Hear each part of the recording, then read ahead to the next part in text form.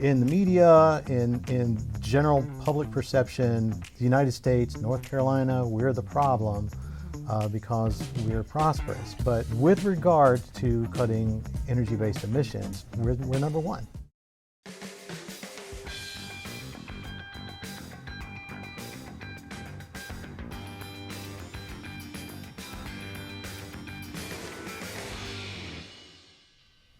Hi, and welcome to the Debrief. I'm Donna King, Editor-in-Chief of Carolina Journal. This is your one-stop for everything that's happening in North Carolina politics and public policy. We've got a lot of stories to cover today, a lot of them about energy in North Carolina and certainly our heat wave.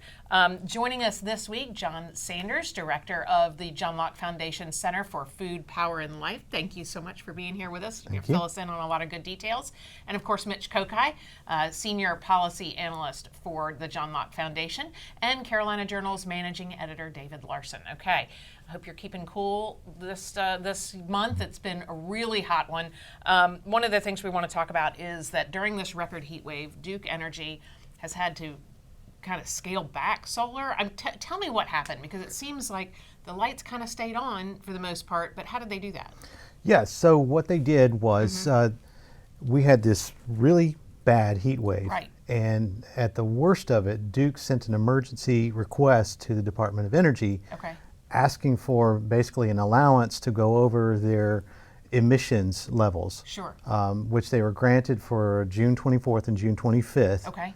And once they were able to do that, they really were able to add in a lot more coal production.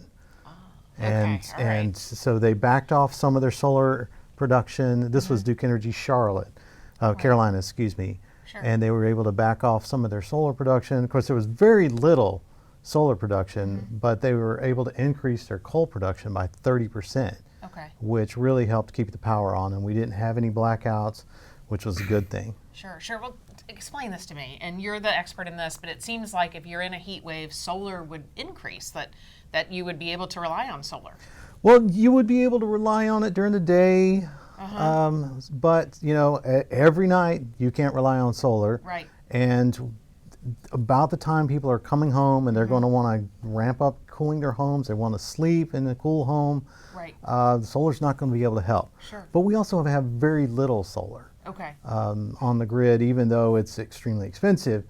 We have a lot of nuclear, especially in Duke Energy Carolina's territory, and nuclear was steady all the way through, producing almost half the power, between 43-46% of the power during those two nights. Good amount of natural gas produced, I think, around 25%, and then coal was able to increase. So they were. It was a very good thing that they got that order. The order was granted at 3 a.m. On June 24th. And then Duke was able to, so I compared the before and after. June 23rd, which was also in the middle of the heat wave, and then June 25th was the worst of it. And to see where the different power levels are. So that's where those numbers are coming from. Right. I mean, this seems like it's really in the weeds, but if you get a chance, head over to John Locke Foundation's site and see John Sanders' article, because we kind of take for granted that when you turn on the air conditioning, it's going to cool your home, it's going to keep you safe in these really extreme temperatures. So this was a real-time look at what happens with our grid. What does this tell us about the future of energy in North Carolina? Well, I think the most important thing is that we need coal. We need dispatchable energy generation, and for affordability as well, because our coal plants are already paid for. The nuclear plants are already paid for. But if we close down coal, which is what the carbon plan would do over time, then we're going to have to replace it with brand new power plants. What the left wants to do is replace it with a lot of solar, but not only would it be a lot of solar just to match the level of coal that we have, which is 9 gigawatts, it would be a lot of overbuilding solar, because they're not efficient, they're not reliable, and if it's cloudy in one section, it might be sunny in others. So generally we have to overbuild by about 6 to 7 times the amount. Right. One of the things I've noticed, we spend a lot of time up in the northern part of the state, around Warrenton and that area. I see panels everywhere. But I'm hearing that a lot of that energy is going up north, it's going other places, it's not going back into the community anyway. Yeah, so then there's the ability of solar to sell renewable energy credits to people, and then some big companies elsewhere will buy those credits and then say that we are run 100% on renewable energy when they're not run on 100% renewable energy. They're still getting the power from wherever, Right. but they're offsetting the power by buying the Little credits bait from and somewhere switch. else. Yes. Okay, very interesting. Well, we're seeing a lot of this in public policy, this focus on, building up renewables and phasing out coal and all this. What do you think this means for North Carolina's energy future? Well, I think what John documented with what Duke Energy had to do in the heat wave is a sign of something that his center and the John Locke Foundation have been talking about for a long time, and that is that what the green energy crowd, the folks who want more wind, want more solar, don't realize is that their ideal doesn't match reality. Okay. And they would like to see a lot more solar on the grid, to some extent more wind on the grid. But when the rubber hits the road, when you need Right. to have reliable power at the top of a heat wave, or when it's the coldest time of year, Right. you need that nuclear that's always there and always running. You need the natural gas, and in this case, you need coal to help make sure that the lights are going to stay on. What we would have if the environmental activists pushing wind and solar had their way is that at times when there's a normal amount of energy usage, we'd probably be okay. But if we run into a really deep cold spell or a really Heat wave, big, yeah. a heat wave, or even just a stretch of few days when it's really rainy, I mean, if you don't have those other sources available, that's going to cause problems. And right now, it's not something that comes to mind. But if we have a situation where we have blackouts, Sure. where we have planned blackouts because there isn't enough energy there, people are going to start saying, well, why is this true? Why isn't the sun providing this? Why isn't the wind providing this? Well, it can't. Right. You need to have those other sources, as John and his center have documented over and over again. Right. There's a lot of politics involved in this too, right? We saw the Cooper administration really focused on renewables, really talking about this green energy future, spending a ton of money on it. Do you think the Stein administration is going to keep that up? What do you see coming? I think in Stein's veto of that rollback of Right. of the carbon plan, it was kind of a sign that I think that he still believes, because a lot of people on the left, they got pretty invested in the idea of Sure. renewables as the solution, the solar and the wind, and they did want to replace all the coal plants. And I guess they didn't take it as a serious possibility that you could have advancements in nuclear, you could have natural gas as kind of a bridge fuel to get you there, and you could even have clean coal technology that's really advancing. Some of them have given up on the idea of using coal at all. So I do think, it's kind of a maybe a myopia of just we want solar and wind. And so, at the federal level, you saw the big beautiful bill has Sure. started to scale back. For example, rooftop solar credits. A lot of people are upset about that part. Not something Stein could veto, but Right. that happened. And also electric vehicles. To get off gas. That's another idea of carbon being kind of bad in that Do you think mindset. that's run its course? Do you think this push has run its course? I think there are people in power who don't have that mindset, and Trump Okay. is one who's not really afraid to just say, no, that's dumb, we don't believe in that, Right. So he's not worried about that, but there are definitely still a lot of environmental groups and people that are married to that idea of And making this is money the off only of it. way. Well, that's good. And Yeah, making also money. making money off of it, definitely. Yeah. You will find a lot of people invest in these solar fields and Sure. and like that idea, but we'll see with the carbon plan if there can be a veto override. But in that case, the politics of it are fairly partisan, I think, on who really buys into which side of that. And even if Republicans aren't necessarily married to, we need to get rid of all the carbon, they're pretty like, okay, well, we like nuclear anyways, and that's carbon free, so that's not really an Sure. issue for us if we move to nuclear. Sure, and it's a big industry, right? Yeah, it definitely is. And what the point I wanted to make, and you kind of got to it, was David talked about investing in the idea, and it's not just investing in the idea. A lot of the people who are pushing these things are the people whose jobs depend on government backing solar, Sure. despite the fact that in the market it doesn't succeed. But yeah, all of this is dependent on how people are making their money. I mean, the solar industry really targeted North Carolina at a time when there were politicians who were open to it. And so once the politicians of that time frame really got invested into making North Carolina a big solar energy hub, then you had a lot of solar energy companies working here when Republicans took over and were less interested in it. And rather than just say, okay, we'll leave, they decided to keep lobbying in different ways. So it'll be interesting to see what happens with all of this stuff.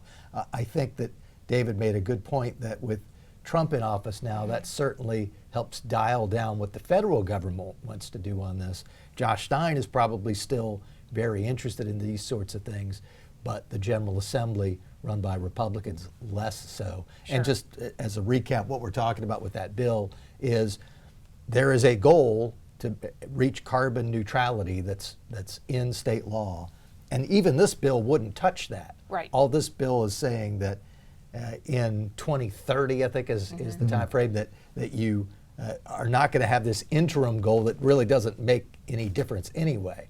They're still pushing this goal for carbon neutrality by 2050, but this interim goal that was pushing the utilities toward more renewables, even though the advances in nuclear or other advances we don't even know about now may help lead to other solutions by 2050, they can't work toward that goal because they had to reach this 2030 goal that was just sort of thrown out there arbitrarily. Right. Well, and speaking of politicians, don't we have a lawsuit from the town of Carver or something like that? They're suing over this? That's right. They're suing, and their suit is against Duke Energy. And basically, the suit has as its plaintiff the town of Carborough. It's really backed by this activist group called NC Warren that has for years been against Duke and its prior CP&L and Progress Energy, all of the various aspects of the utility companies. NC Warren has disliked what those groups have done. And the lawsuit is basically saying that Duke Energy is misleading people about climate change and its impact on climate change. So using Carborough as the actual plaintiff, NC Warren sued Duke Energy. And the case has had various court filings. The latest one this week from the folks at Duke Energy, they said, look, what Carborough wants is a change in the mix of energy sources, just what we were talking about earlier. How much nuclear, how much coal, how much natural gas, and so on and so forth. We don't make that decision, Duke Energy says. That's a decision made by the Utilities Commission. They're trying to get the Utilities Commission's decision thrown out. We can't do anything about it. If you sue us and win, we can't change what the mix of power is going to be because the Utilities Commission tells us what it has to be. So that was their latest court filing. The latest development in this case is there will now be a hearing before a business court judge in September to deal with Duke Energy's motions to dismiss the case. Interesting. If you want to read more about that particular lawsuit, go over to carolinajournal.com. You're the pro. You're the expert in this energy. Tell me what you think of this lawsuit. It's interesting that a city, a taxpayer-paid county and city, would sue over our mix of energy in the state.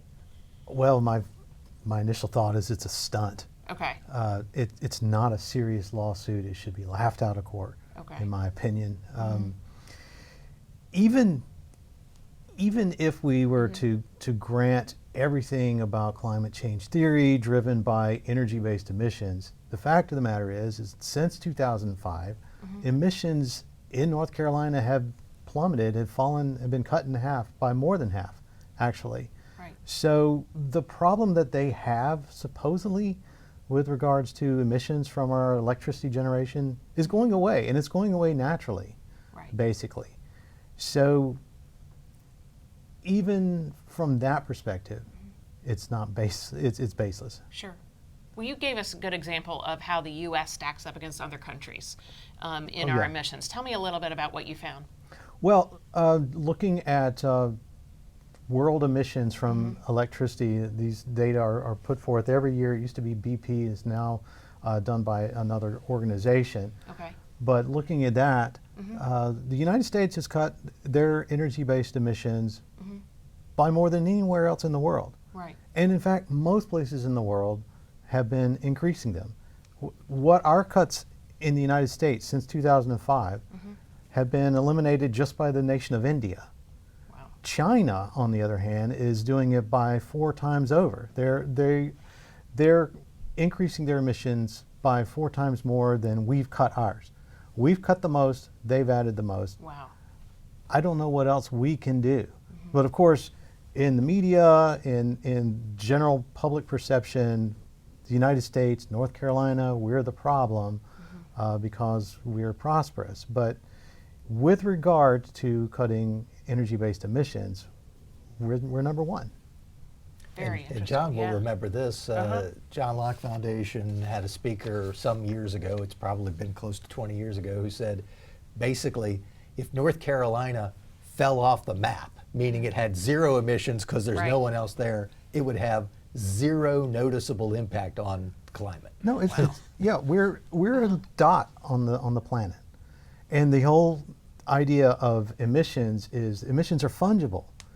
It's not that if we were to cut our emissions, then we would have this one little, under the theory, we would not be able to have this one little Shangri-La of perfect climate because they get up in the troposphere and they mix. So emissions from one part of the world will mix and will affect all the world. That's what we're told, so we're told to stop. But so what China's doing is obliterating what we do.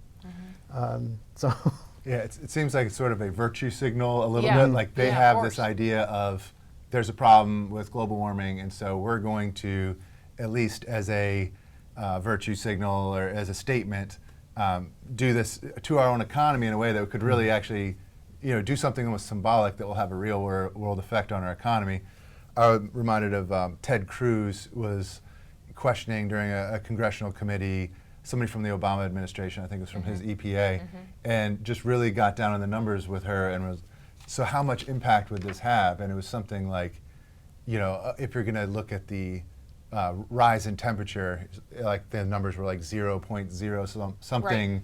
2 Sure. degrees, that it might change over like a century, or I forget exactly what the numbers were, but it was something where she was kind of Minuscule. embarrassed, so that she said, well, it's more Sure. symbolic that we're working towards, everybody should be working towards this problem, even if the U.S. as a whole would barely Right. budge anything. Because what he's saying, obviously, China, there's a lot of major countries that really don't Yeah. care too much to do that. And maybe if their local air is polluted to an extent that it impacts them, they might change it. Or I think what will happen more likely is a new technology that will develop, probably nuclear developments there that'll just be more attractive, more efficient.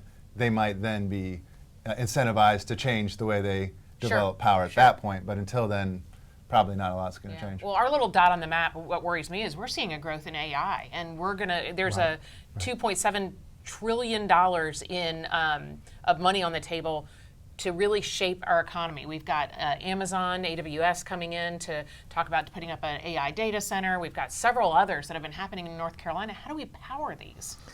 That's Are a they really going good to question. close up shop when they realize we can't support it, or can we support it? Yeah, that's a really good question.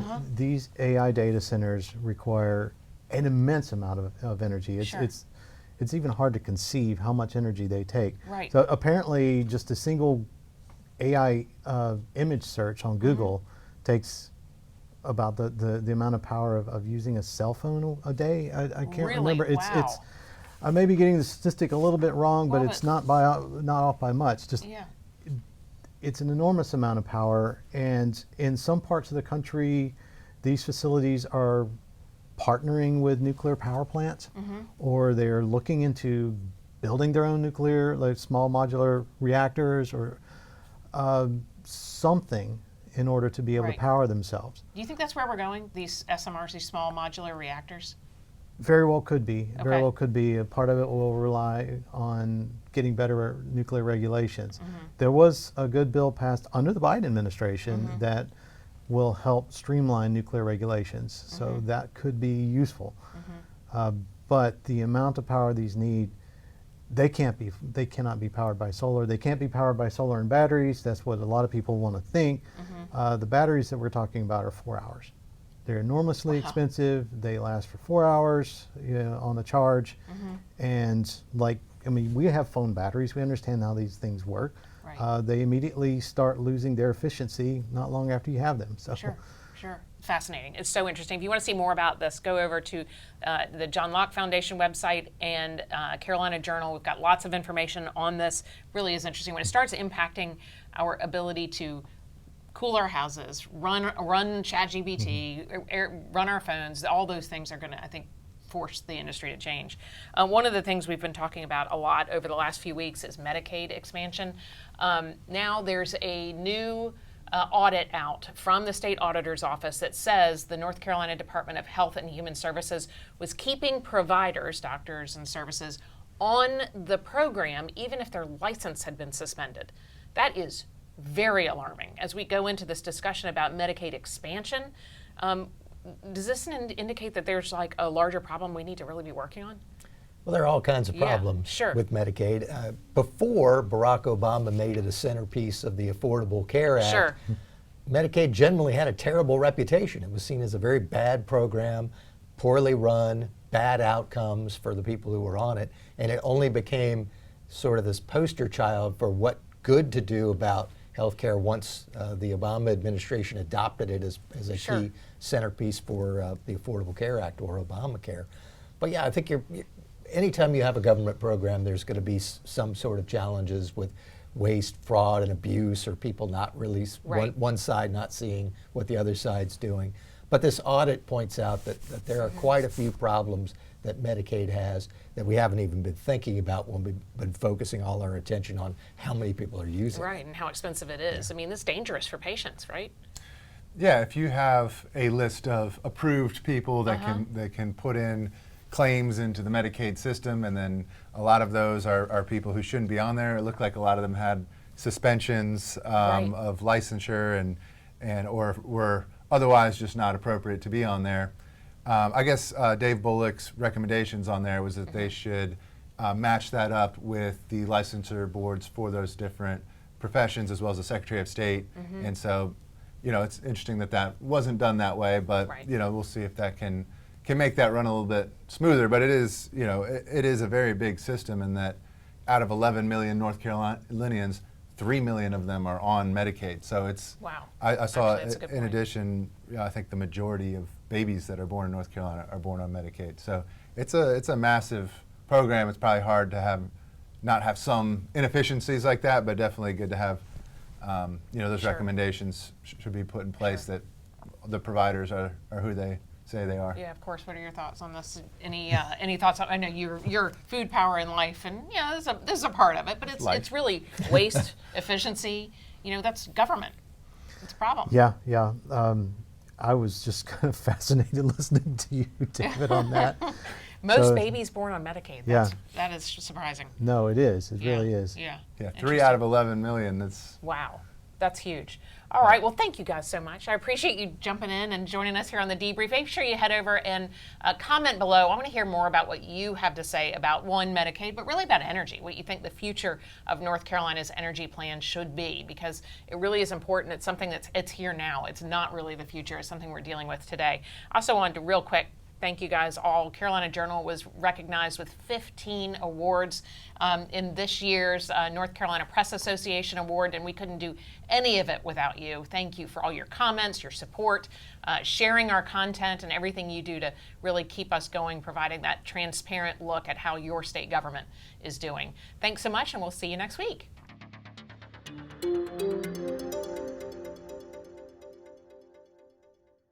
Did you learn something? Make sure you subscribe to Carolina Journal's YouTube channel and watch the Debrief every week, where we're going to be breaking down everything happening in your state government.